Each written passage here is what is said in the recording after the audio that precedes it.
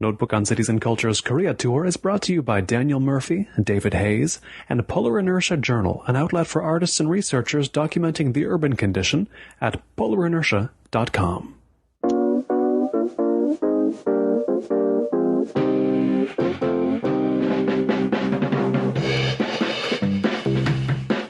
As we walked up here to your office, you asked me, why Korea? It's a fair question and one I've been asked quite a lot in the 6 weeks that I've been here, but in the decades you've been here, I'll get the exact count right. Are you now up to 20, more than 30, how many years have you been here? 35 years since 1980, May 1980. 35 years. In those 35 years, because I don't want to get the number wrong, how often have you got asked the question yourself, why Korea? Oh, it happens, especially when people are interviewing you for broadcasts or whatever.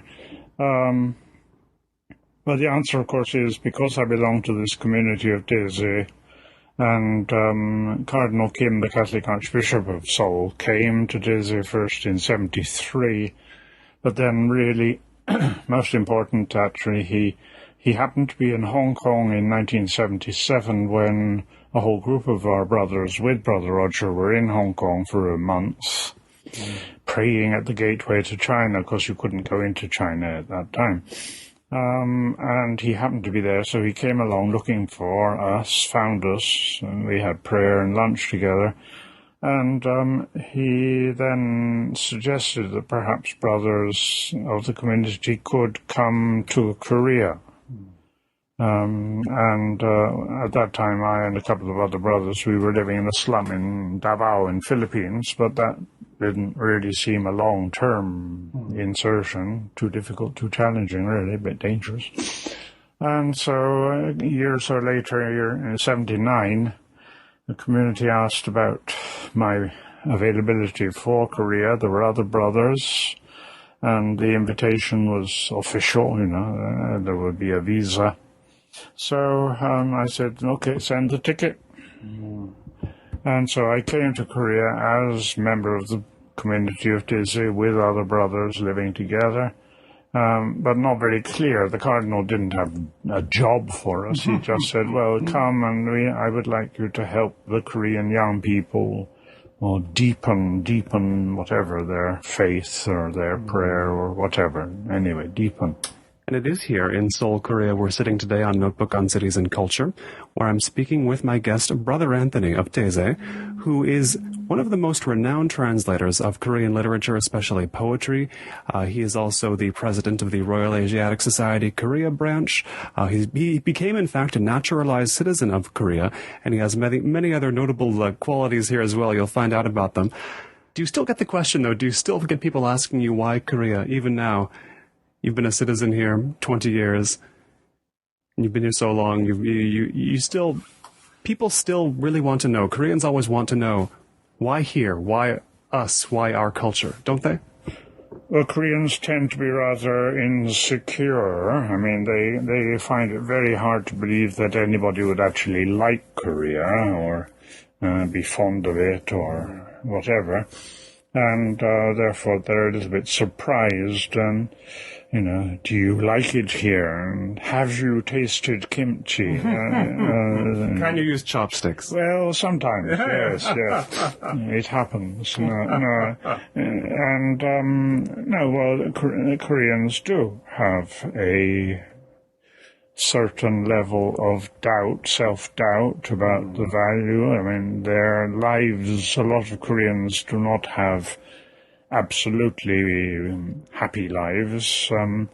Life in Korea for Koreans is quite often frustrating or disappointing or not what they really would have liked it to be, although they're happy enough if you like, but in all sorts of ways. So they do find it a little bit difficult to understand that non-Koreans would actually opt for Korea. Don't you miss your home?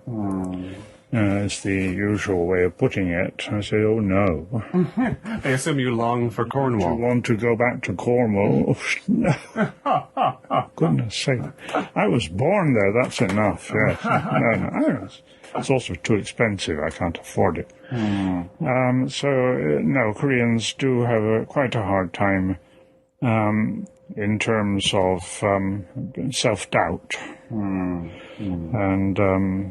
somewhat negative vision of their country. And I say a lot of them have really challenging lives.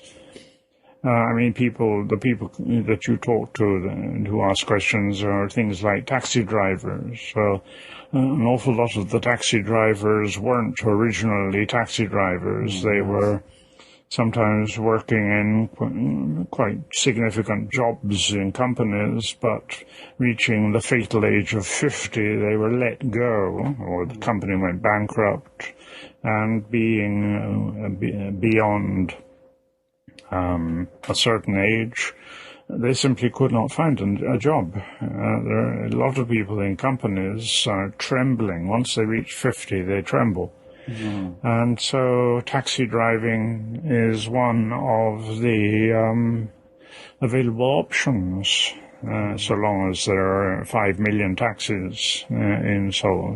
They spend a lot of their time waiting for a customer, but so they themselves, the taxi drivers, are they're full of opinions because they're listening to the radio all the time, and then they talk to all sorts of people and have all sorts of ideas. But I say quite a certain number of them, at least, have had this great sort of disappointment. They have had a career, and then the career has suddenly been ended, and they cannot really. They have to earn a living. But there's not much job satisfaction in being a taxi driver, and the fares being very low. They don't earn very much, and they often, they have children. Some of them still have to pay. Their children are still going through university, which is very expensive, and then if they're daughters especially, you're going to have to marry them off, unless they don't marry. A lot of women don't marry, but yes, those people especially, that kind of they keep asking, do you really like it here? And I say, no, I'm happy. Well, you're lucky. I say, I know. Foreigners, it's much easier to be a foreigner in Korea than it is to be a Korean. Ain't that the truth? It seems that way. But I wonder, when you got here, and now, are these taxi drivers the same characters? Were they the same characters then as they are now? Well, when I first got here, we didn't really have money for taxis, and we didn't have Korean either, so that is definitely not. But no, they would have been different, because the taxi drivers in 1980 were not, as I say, were not people who had had a quite flourishing, successful, sometimes international career. They were tough guys up from the country, and that was it. So no, the whole of Korea has changed. When in 1980s there were only buses, there was virtually no subway line, only 1, 2, and traveling on the buses, you got talking to especially students and that, and especially once you started to be able to mutter Korean a bit.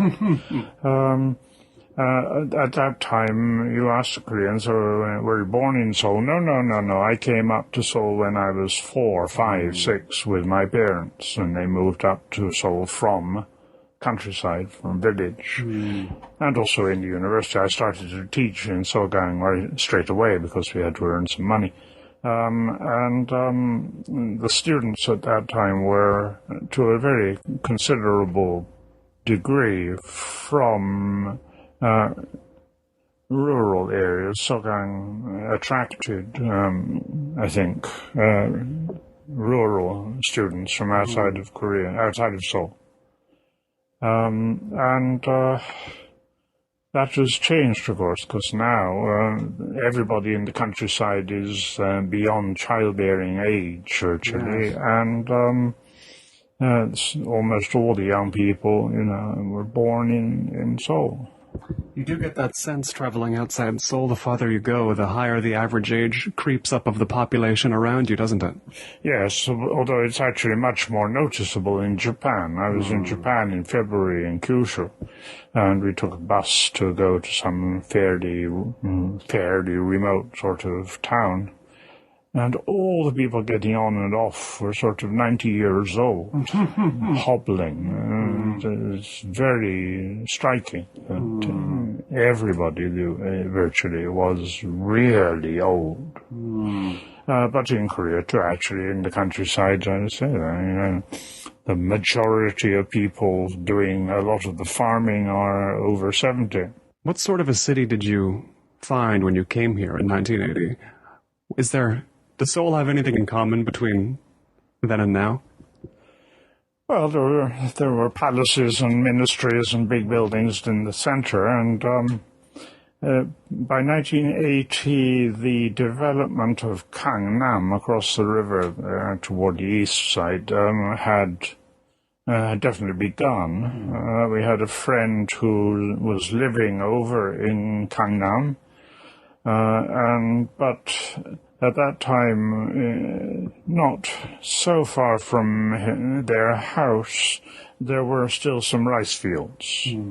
Gangnam really was an idea for the 1970s, and there were a lot of pressure was put on builders and people to build up that new city across the river.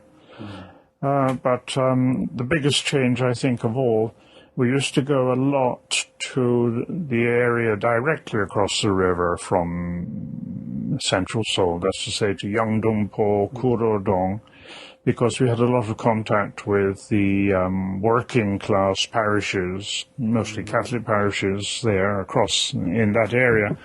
And like in Kurodong, where now the subway station in Kurodong is now surrounded by apartment blocks and huge kind of department store, entertainment complex. In those days, you came out of the subway station straight into a steelworks with blast furnaces blazing away just below, as you cross the road. The factories, the industrial area has now completely vanished. So that whole area of Yeongdongpo, which was the main industrial center for 1970s development, has been completely rebuilt. There is still a Kurodong industrial complex, but the industry now is whatever it is, microchips and modern computer technology, or the things that people still produce in Korea. And of course, a lot of the people working there are not Koreans. From Pakistan or Southeast Asia or whatever. Whatever harshness there would have been in Seoul back then, it certainly must have seemed quite nice compared to a Philippine slum of the previous 3 years, yes? It was different. The Philippines was under Marcos, and Seoul, of course, we arrived just in time for Chuntuan. Yes. It was different. Of course, there was a lot of poverty, a lot of material poverty. Seoul still had, in 1980 and through, for the early years especially, all these, what you would call, I suppose, slum areas, the Taldong upon the hillsides, a lot of more or less shanties, poorly built small places where a lot of the poorer people lived, working people and that. That's, of course, the ambiguity of so-called slum everywhere, is that the advantage of these Taldong on the hills was that it meant that the workforce, the low-level workforce, the on the edge of poverty workforce, did have a chance to live somewhere not too far away from where they could get jobs and work. And of course, the development with all these apartment blocks, which cost a lot of money. You don't know where the money comes from, but those people, of course, were not going to have that money. And so all through the 1980s especially, you had ongoing dramas of so-called slum clearance or redevelopment. Where the people who had some kind of title to their shack would be sort of tricked into signing it away in exchange for a piece of paper that they thought was going to give them an apartment. And then when the apartment block was more or less ready, they realized that this paper only gave them the right to pay several $100,000 for an apartment in the block. And if they didn't have the money, it wasn't going to do them any good at all. There was an awful lot of trickery and, of course, also a lot of violence because the developing companies, if there were sit-ins and the churches, the Catholic Church especially, some people were, trying to protect the poor people who were losing everything, they would not hesitate to send in gangs of thugs with iron bars and bulldozers and to get them out by fair means or foul. In order to build expensive apartment blocks. And so the development of Seoul, this redevelopment in Seoul, drove the poorer people, the unskilled workers and that, further and further away from the center. But it didn't, we don't know how they survive anyway, because soon after the Olympic Games, 1990s, very quickly, Seoul became post-industrial, Korea became post-industrial on the whole. When we arrived, there were lots and lots of sweatshops in basements all over, little groups of girls, 15 hours a day over a sewing machine, with no air, no light, things like that. And, of course, all of that vanishes because it's all outsourced and goes to Bangladesh or Indonesia or wherever. Again, so you don't really know how people survive. How would you find that out, how people survive? Well, you have to meet them. Yes. I don't know. I just don't know. But, of course, Korea has changed incredibly because until about 1962, there were still people basically dying of hunger in Seoul. But after that, especially from, say, the Olympic Games, Olympic Games in 1988, we don't want to have people getting a bad impression, so there will be no beggars, no homeless people, no strange people wandering around the streets of Seoul.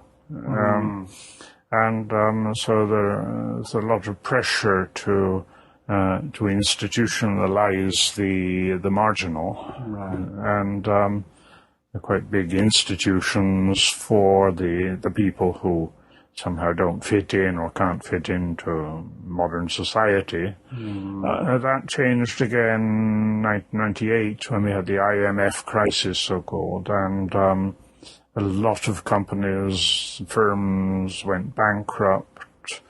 A lot of men who had been struggling, they had started up their little whatever company and suddenly lost it all. In a shame culture, quite a few of those people could not go home and say, I have lost everything.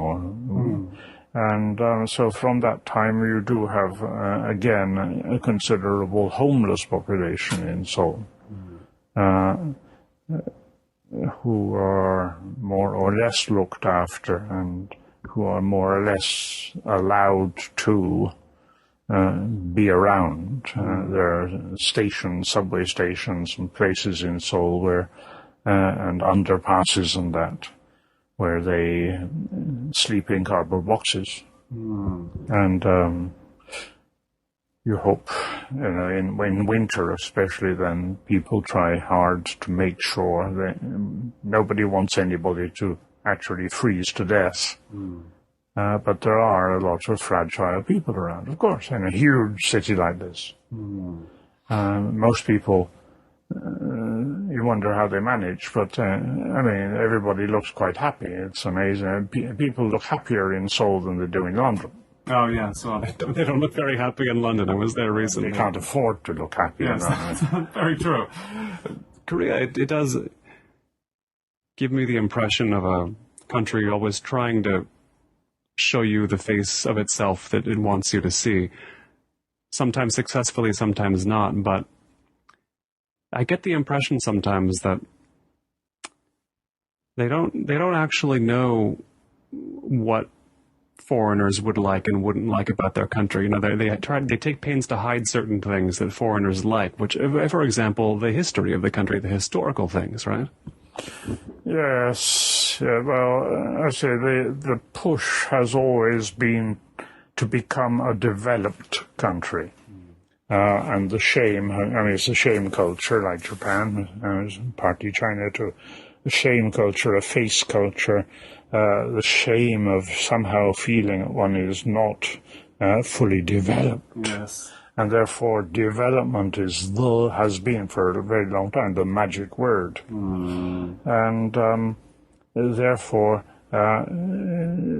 anything which reminds Koreans of not developed is not good. The obvious example, you see, one of the huge changes in the Korean landscape in the recent decades, actually just before I came, in about sometime in the 1960s, coming around 1970, President Park, the great dictator, decided that thatched roofs looked primitive. And at that time, every house in a lot of villages, in a lot of areas of Korea, virtually every house had a roof thatched with rice straw, and roughly thatched, and often sort of fairly low set. Then also the rice fields were as they had always been, and somehow they had developed. The banks around the edges of the rice fields following the curves of the hills, so they were all sort of picturesque and all sorts of shapes and little curves and bumps. So that he launched this new village movement designed to modernize the countryside. And the two main thrusts were straighten out those embankments. Let's have square rice fields, straight lines, and get rid of those thatched roofs. Stop looking primitive. And so, of course, the problem was that thatched roofs, it's rice straw, which is fairly light and had to be replaced every 2-3 years. It's not very strong, but it's not that heavy. So often the wood pillars at the corners of the house, because the walls were built of wattle and daub, very light, but the pillars were not strong enough if you were going to replace the rice straw with tiles. You were under very strong pressure from the Seoul, the local government people, not to go on with straw. The only alternative, of course, was to cover the straw over or replace the straw with corrugated iron sheets, which they did, often brightly colored blue and orange, corrugated. But any kind of tile meant that basically you had to rebuild the house completely. And therefore, of course, a lot of people, if they had any money at all, or they got a loan, they were encouraged to build a modern house, cement with a flat roof. So the entire traditional countryside vanished overnight. That sense of things needing to look a certain way, it seems still prevalent here. I mean, I think, for example, of all the plastic surgery ads in the subway that say you can change yourself to look this way, and it's interesting to me. You mentioned Japan, and I think of these two cultures and the way that they regard surfaces. In Japan, it seems like the surface itself has a depth that people don't necessarily call Japan superficial, because they may be discussing only surfaces, but they do it in a way that the surface is sort of all there is to discuss. Here, it seems like changing something's surface is more regarded as a shortcut to something else, is it not? Oh, I don't know. It sounds a bit philosophical to me. Yes. Too much. Yeah, I'm not sure. I tend to say that Korean society is rather conformist. It's rather difficult for a Korean to be nonconformist. It is, of course, also difficult for a Japanese person to be a nonconformist, but Japanese society has always included nonconformism, sort of odd guys, whether they make canoes with casts of their vagina or not, latest example. There's a certain eccentric Japanese who climbs every mountain in the Himalayas or something like this. But whereas most people in Japan have to absolutely fit in a way that Koreans don't. But Koreans also feel under considerable fit-in pressure. They don't have all that much choice, perhaps. Creativity, imagination, originality. Now, people are more interested in that than they were before. There's a change. One of the big changes, for example, is that you have really a considerable proportion of young women who are not going to be secretaries in offices and who are not going to get married at 27 and who want something else. Of course, even they are under pressure to look like the same sort of girl on television or whatever. This plastic surgery is very strange. Again, it has to do with, I suppose, a great sort of insecurity about being simply what I am and feeling that I need to improve. When did you begin using literature as a way to understand what kind of a culture this is? Oh, I don't know if I do that. But it must have occurred to you at some point that maybe there would be a clue to what sort of a place you were in by reading its literature. Well, yeah, I suppose so. The way I put it was, you see, by chance, I came to Yonsei University teaching, and after a few years, I found myself teaching English literature, starting with Chaucer, or even going back to Beowulf, and on through Shakespeare and John down to Milton, and sometimes as far up as Jane Austen. Not much. But so at a given point, because I've always been interested in translating, I said to somebody that since I was teaching Korean's English poetry, I really ought to start looking at some Korean poetry and perhaps translating it, because not many people were doing it. And somehow poetry appealed more than fiction. The reasons for that. But anyway, so I started to translate poetry because that professor then said, oh, well, I know one of the senior poets, very well, and I once even tried to translate, as a Korean professor, tried to translate a few of his poems. He's Catholic, he's studied Asian religions. His poetry is not too difficult, and people like it. So that's how I started. And I just started translating this poet, Busan.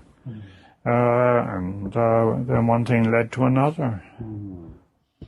I've heard from several literary people here, and some will say, don't worry about Korean novels, read short stories. Others say, don't worry about short stories, read poetry. There's this idea that the real thing in Korea is going to be not a longer but a shorter form, and eventually you're down to don't read that longer poem, read the shorter one. What is behind that current of thought that the shorter the more insightful, the shorter the better, the shorter the more powerful here in Korea? Well, there are limits, but I always say, if people say, why do you do poetry, not fiction? I say, well, poetry is better. There are reasons. I mean, poetry is poetic, and fiction, if it's not very, very well written, is boring. Now, of course, the Japanese have had Nobel Prize for fiction for some time, twice, and the point, of course, about Korean fiction is that it didn't really get going until after the Korean War. I mean, there were a few Korean novels written during the Japanese period and also then before the Korean War, but not many. And they're models, because at that time everything was basically coming through Japan in Japanese. It's only when you get past the Korean War that, very consciously, the Korean literary people start to formulate what would be a proper subject for Korean fiction, which is at that point going to be the drama of the war, the division of Korea, but already with lots of sort of constraints, because of course the Korea they are writing about from 1953 on is South Korea. Yeah. And you were not really allowed to even mention the other side, in North Korea. And, of course, a lot of the better writers had been, in fact, North Korean oriented and had gone north and were therefore banned in South Korea for a long time. So Korean fiction doesn't have a long history. And yes, writers on the whole, I mean, it's not easy to write a long novel. It is easier to write a short story, which has its own unity somehow. It focuses on a single moment or episode, whereas a long novel is quite challenging, and having narratives. Koreans have somehow a bit narratorially challenged or something. So that for a long time, the Westerners who were able to, few Westerners who were able to read Korean fiction, found more to like, and in the short stories there were some longer novels, but for a long time also I think Koreans also preferred short stories. I mean, they didn't have much time. Yes. Short story, you've read it. Of course, we've went from wherever it was. You have people like Park Kyung-ni writing her Toji in 17 volumes, and also other writers in producing huge roman fleuve, but which are totally lacking in, I would say, in suspense. The Korean fiction on the whole doesn't know much about what we call suspense or ambiguity. It tends to be a very simple chronological narrative, often first person. They often do a first person narrative. It doesn't really translate very well. There are now lots of translations. People are working hard, and of course now Korean movies, K-pop, and therefore even Korean fiction are entering the world market. They have become a commercial possibility. We've got 1 or 2 over there, Our Happy Time and I'll Be Right There.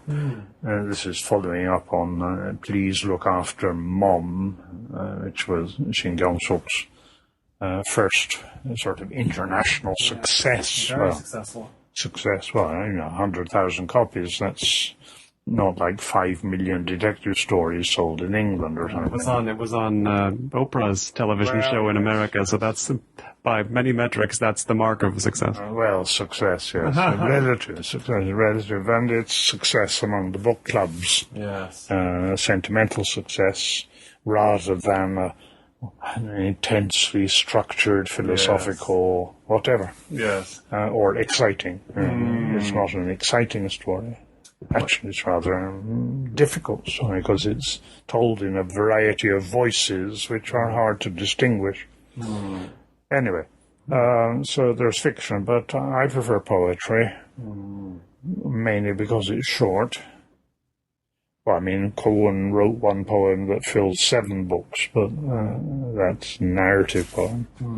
But mostly Korean poetry tends to be more or less lyrical, or often or sort of evoking a moment of some experience, and in a very accessible way. This is changing. Recently I've been working on some younger poets, and I have no idea what they are talking about. Really? Not at all? Not at all. And neither do Koreans. It's harder now because for a long time Koreans knew what they wanted to write about, and what they wanted to write about was essentially Koreanness. But now, in the Korean experience, life experience, mom or whatever, of course, the great Korean thing is separation. Yes. It's love, two guys fall in love, boy has to go to the army, gets killed, girl has to go off and become a prostitute, and separation, loss. It's often very simple. I mean, in a way it's maybe a sentimentality. But there's a lot of nature and just moments, just moments of life experience. And but now for the younger writers, they have higher pretensions, but nobody's around really able to tell them where to go, what to do. I see. They're sort of drifting. To be different. They need to be different, need to be modern. Postmodern, first of all. They're on an open sea, in a sense, then, with no... It's much harder now to know what you're talking about. Why do Koreans spend so much time insisting that their language is hard, too hard for a foreigner? It is, of course, hard, but why do they regard it as so hard?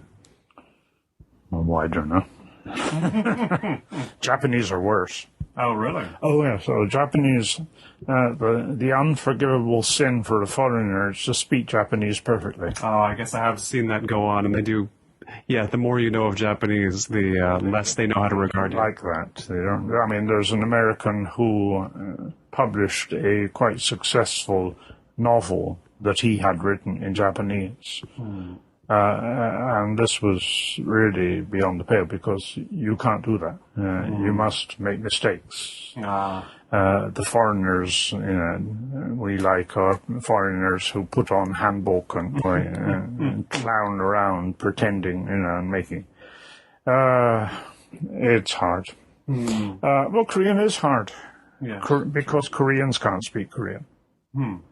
I got interviewed this week by somebody from a group who are agitating for better education in Chinese characters in Korean schools, because young Koreans today have not received proper education in Chinese characters. They don't memorize them, they don't know how to write them, and the problem with Chinese characters is that each character can have up to 12 different meanings, and in different combinations and so on. And then, of course, you get into classical Chinese as well. And this is just not in the curriculum. There are, whatever it is, 2,000, 1,800 characters they're supposed to know. So for Koreans, on the whole, they have a hard time with their own language. Their vocabulary, again, tends to be the standard vocabulary. And as soon as you get in, Koreans have told me that, when they are talking together, quite often they can only really get about 80% of the content, because if they don't know each other very well, if they don't belong to the same sort of in-group or whatever, the other person is going to be using words that are not immediately familiar. I don't know what it's like now. There was a time not so long ago in economics classes in universities, or things like economics, where each professor would have his own way of writing in Chinese characters the name of international organizations. Oh, my. The older professors, you see, some of them would automatically write on the blackboard using Chinese characters.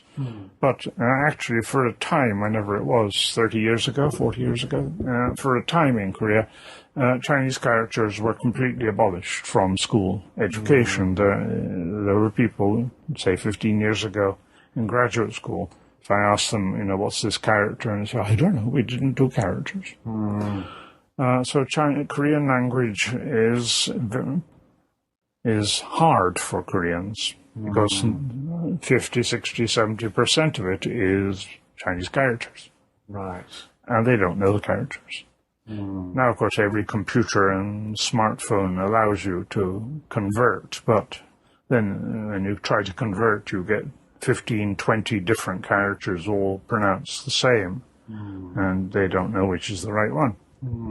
It goes some way to explaining why, when I ask Koreans themselves why do they think it's hard, they'll say things like, well, so many words come from Chinese. And to someone learning in the early stages of learning Korean, that really makes no never mind to them. You're not using Chinese characters when you're first learning Korean anyway. So it's like, whoa, maybe that's hard for you for some reason, but for me, here it's a whole different set of things that are actually hard than what they say are hard. But I want to go back to when you started learning Korean. I mean, the materials now, there are so many and very high quality often, but it was not the case then, was it? Oh, well, I studied in Yonsei, which was very academic, very linguistic. The only thing we did was pattern drill. Yeah. And from time to time I say, when are we going to learn the vocabulary? And the answer was, you're supposed to have the vocabulary. You're supposed to know the words. I said, how? Well, and part of the answer of that was that most of the students right through were Japanese or Korean Japanese. And they were all Japanese speakers. And of course, basically, if you know Japanese, you just use the words and change the grammar. Because so much Japanese is identical to the Korean, and other words came into Korean, from Japanese using Chinese characters. Also, all the modern vocabulary, society and things like that. Sahara. These are words that were created in Japan for the purpose of expressing Western concepts using Chinese characters, and they just came into Korean. And Shigan. And so the Japanese could do the pattern drill, just replacing, just using Japanese words. Not fun. So how did you get around that problem? I didn't. I don't. My Korean's not very good. But even so, you've come a long way since then, I would imagine, no matter what level you're at now. You've learned a lot in the ensuing decades. Yes, but I started learning Korean when I was, 38. I was too old to learn the language, and not very good. Vocabulary. So I'm always filled with amazement at these young simultaneous interpreters who have the vocabulary in their heads. I have French, you see. I have French in my head because I lived 10 years in France, and we did French at school from the age of 11. So there you have a dictionary in your head and an active vocabulary in both directions, which functions. But when you start learning a language at 40, you're never going to have that level, and especially good or bad. I had other things to do. I was teaching, and I said from 84 onwards, I was teaching Chaucer and Shakespeare, which meant I was reading. I had to read and prepare. No time to memorize. That unpleasant business that goes with teaching. I was teaching in English because Sogan was founded by American Jesuits. Not at all. Never had to teach in Korean. So that's different from the poor missionaries. Missionaries, they have to be able to preach in Korean, hear confessions in Korean, counseling in Korean, and run an organization in Korean. I never had to do that. Anybody sitting here in your office like I am will see all around them how important tea is to you. But when did it become important to you? Oh dear. Well, actually, about 20 years ago, in 1993, somehow I started to meet people who were doing tea. And that became an ongoing relationship. And since then until now, I have been doing tea. And your interest has a historical dimension to it, does it not? I mean, that's putting it mildly. Well, tea has its history. It's basically the Chinese history, and it's a nice thing. It's a nice thing to do. I suppose it's limited, really, but anyway, tea is one of my things, and so I take people down to Chirisan in May because you can only dry tea in April, May, and the buds are fresh. So, I take them down. I have a friend who has a tea field, and so they have hands-on tea drying and so. And tea drinking. I don't make too much fuss of it, Some people make a lot of fuss. I'm anti-fuss. Yes, it's an element of. Well, I'll put it this way: is tea something that you sense that there's any kind of a widespread interest in Korea in the way that you're interested in it? Oh, well, there are quite a lot of Koreans who belong to tea groups, tea study groups and whatever, especially women. I mean, obviously, Korean young people are mostly into coffee. Yes, and in a big way, from what I can tell. Lots of coffee around. I don't know why. I mean, coffee is rather boring. Burnt nuts. But tea, for me, after all, tea is part of nature. It's rural nature. The best tea, you don't really have to do anything, just wait for the buds. And there shouldn't be pesticides, there shouldn't be fertilizers. It's natural stuff, and it's remarkable because so much depends on the way it's processed. That one particular bush can produce so many different tastes. Quite remarkable, because it's all one kind of leaf. Where does tea take you in Asia? Where are the places that once one gets very involved in tea, one feels the need to actually experience? Well, you have to go to China. Yes. I mean, obviously you've got tea all over in Japan. Japan has tea, but the Japanese tea also came from China.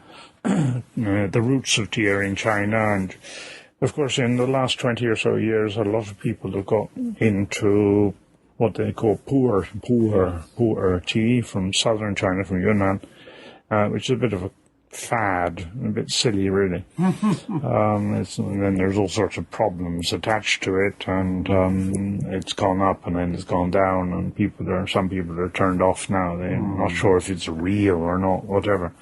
I prefer, I think, there's green tea, and then there's what the Chinese call oolong tea, which is tea which is dried more slowly so that it begins to wilt and the juices begin to oxidize and change their flavor. So green tea and oolong tea, oxidized tea, are on the whole the main thing. And you go in China, of course, it's large scale and it's all been collectivized and often industrialized. The best place for tea is Taiwan. Because in Taiwan, the tea farms are mostly family operations. They're small scale. Okay, they're all using machines to dry, machines to roll the leaves. In Korea, it's so small that most people in Korea who are doing tea are hand drying their tea. You only have a small number of tea factories, industrial tea, because there just isn't really the market for it. Cause or effect. It does mean that getting some good Korean tea is not always quite obvious, because the really good tea is made in very small quantities and is not really commercialized.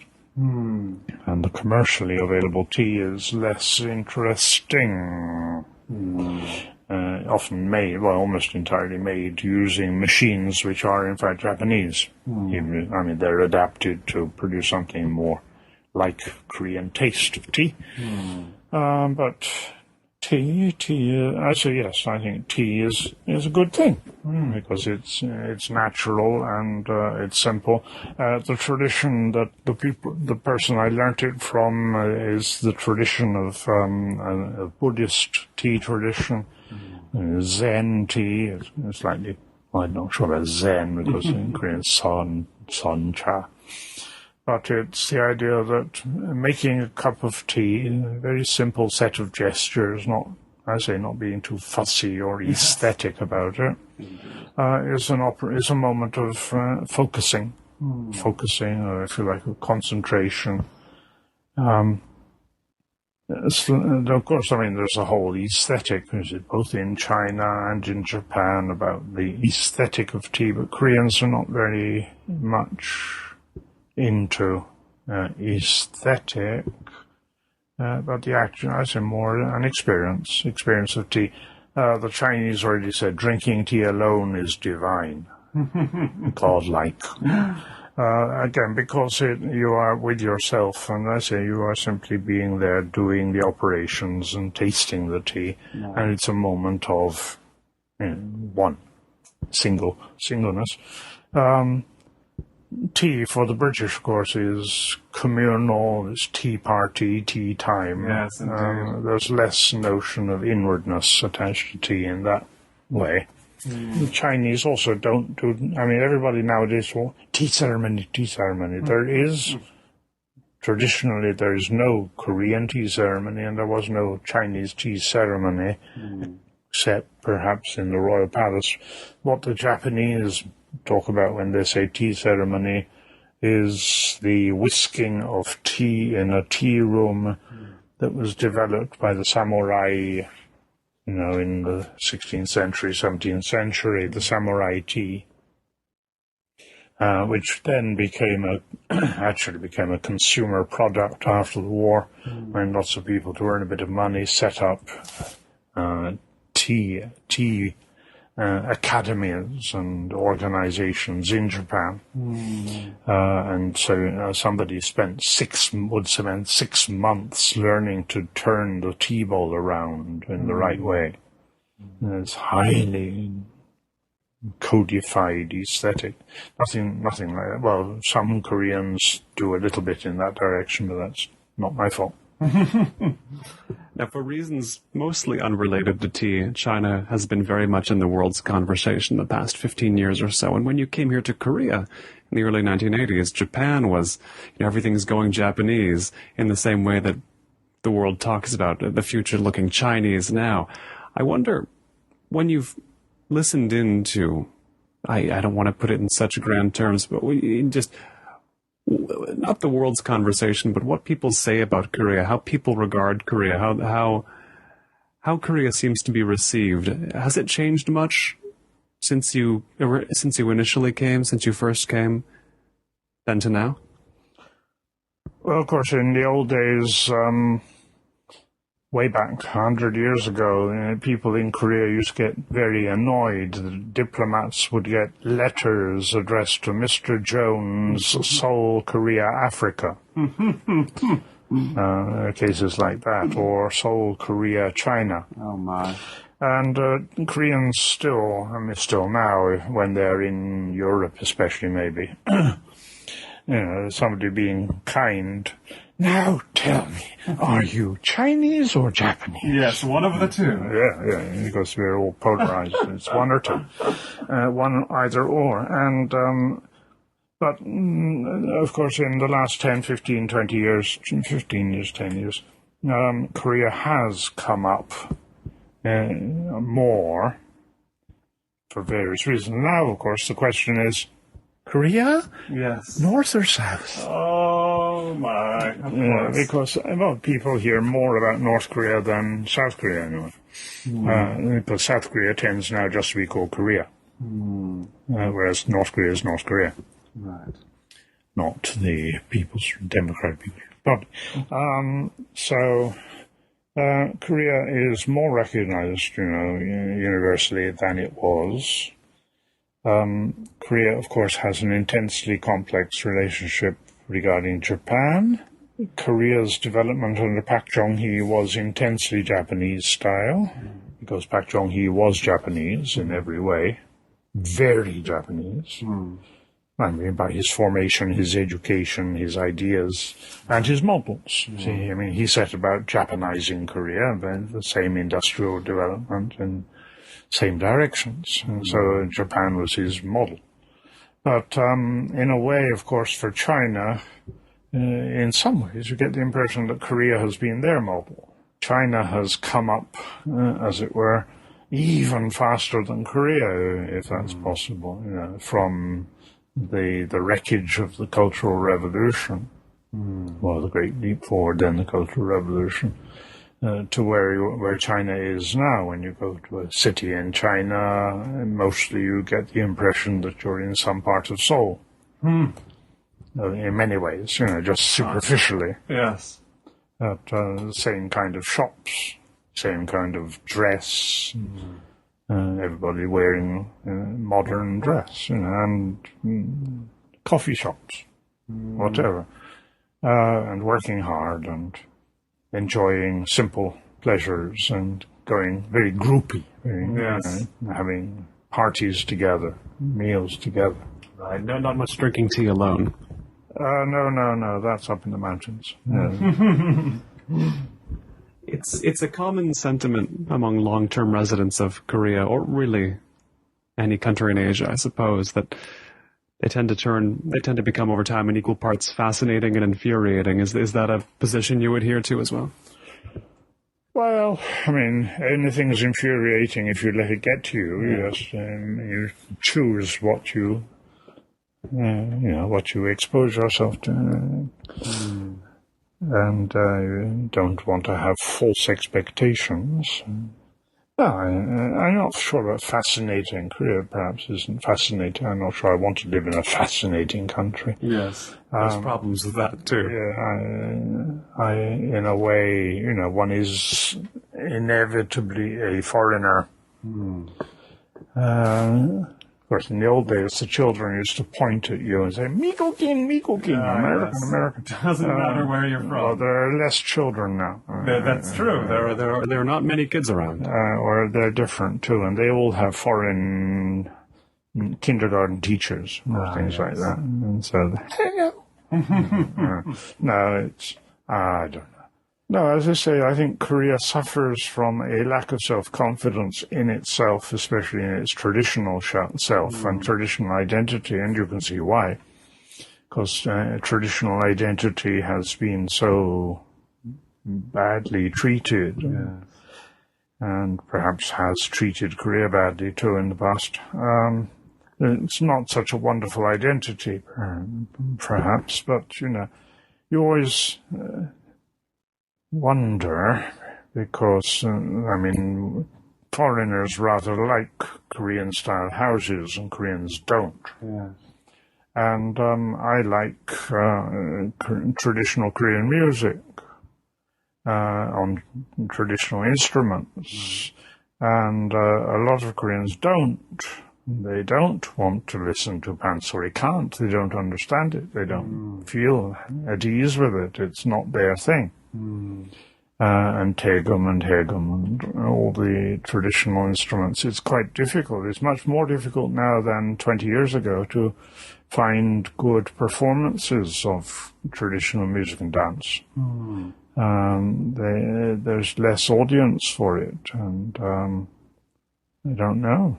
Although there are young people, mastering the techniques, at least for the obvious things. Obviously also at the same time, there are more now young people experimenting with fusion, crossover, doing traditional stuff in new ways, because, that's important too. You can't just keep repeating the same repertoire in the same style as your grandfather. It has to be an art, which then has to keep moving and developing. And where it could go is not always obvious. But it's easier for a foreigner to, if you like, to be interested in that than for a Korean who's under the group pressure to be interested in exactly the same thing as all the rest of the group. So Koreans are much more interested in drinking than in culture. Certainly there's an interest in drinking. I have been perceiving these past few weeks. Finally, do you think Korea can gain this confidence it lacks? It's very hard to know.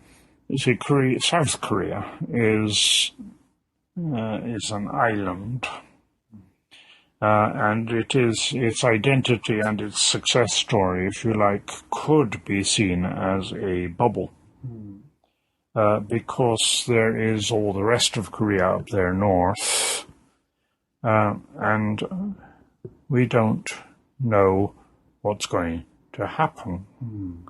Because if anything happened radical, so that instead of two countries you had one, then you're going to have to start rewriting the entire story and creating an entirely different identity. And we don't know. Until that happens, it doesn't happen. It hasn't happened. Therefore, people in South Korea themselves don't really realize, although they begin to realize, and therefore there is rather less sort of enthusiasm about unification. Yes. Maybe. Because you suddenly realize what that would mean or cost. That it's not that North Koreans they're yearning to become South Koreans. They're not.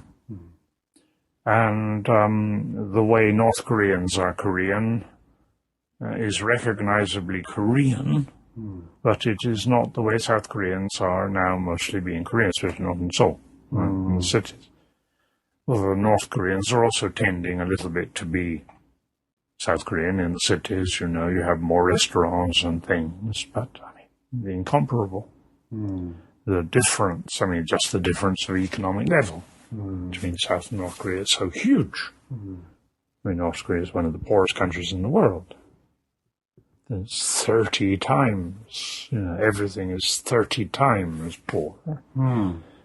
It's incomparable. And therefore, it's almost inconceivable that there could be any sudden unification, or even communication, because how could people from North Korea come into South Korea, what would they make of it? Yes. And say nothing of the huge economic gap, cultural difference and everything. Language difference now. Well, language bit, yes. You have to be careful because you think you know what they mean, and suddenly realize that you don't. Yes, it's two countries, and probably might remain two countries. But I say it's an extremely artificial situation, and South Korean identity is compromised by it. It's not normal. It's not natural. It's imposed. And, I was in Hong Kong in 1977 when all the sort of young people of Hong Kong spent every weekend cycling around the new territories 3 times. Because that was all they could do. Exactly 3 times. Well, perhaps. Anyway, and then suddenly a few years later, 1980 or whenever, China said, why don't you come into China? And opened up the frontier. And suddenly Hong Kong, instead of being in the new territories, they're up cycling along the Silk Road or whatever. You suddenly have a country. South Korea Island has for a long time been basically turned to Los Angeles or something. There's almost sometimes been, and not being its own master, but real Korea, you should be able to take the train from Busan to Paris. Okay, you change at Moscow, but... I was envisioning that would be quite a route. But I mean, Korea is part of the continent. But South Korea isn't, because there's North Korea getting in the way. And of course, already it made a huge difference when Koreans could go to China. And there's now, whatever it is, 1 million or more than 1 million South Koreans in China, South Koreans, studying and working in China. Say nothing, the missionaries haven't helped. Korea is part of China. It's Northeast Asia. And Japan has never been completely integrated into that. As far back as you look, Japan being an island that far away from the coast. Anyway, Japan has always been Japan with contacts, but Korea, Manchuria, China, much, much more integrated and part of each other. And that's where the future has to be. And Korea definitely needs China. Modernity came to Korea through Japan. That didn't really help Korea much. China and Korea had the same problems with modernity, the same difficulty, and then they had to cope with it. And they coped with it, both of them, of course, in a very messy way. Korea through the colonial experience, China through all the terrible events of 19th and 20th century. Millions and millions of dead in China, both in 19th and in 20th century. Europe doesn't realize this. Europe doesn't really realize what China went through. Not just the Opium Wars, but above all the typing, and the other uprisings of 19th century China, and then the warlords and the Civil War, and then the Japanese, and then the Revolution, and Mao, and the Great Leap Forward. Yes, one after the other. It's China.